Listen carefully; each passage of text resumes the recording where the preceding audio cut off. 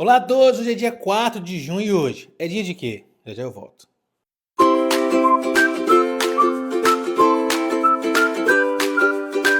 Hoje é dia de abraçar o seu gato, dia de Santa Cleodite, hoje é Corpus Christi, hoje é dia do engenheiro agrimensor, dia do gestor comercial, dia internacional das crianças inocentes vítimas de agressão.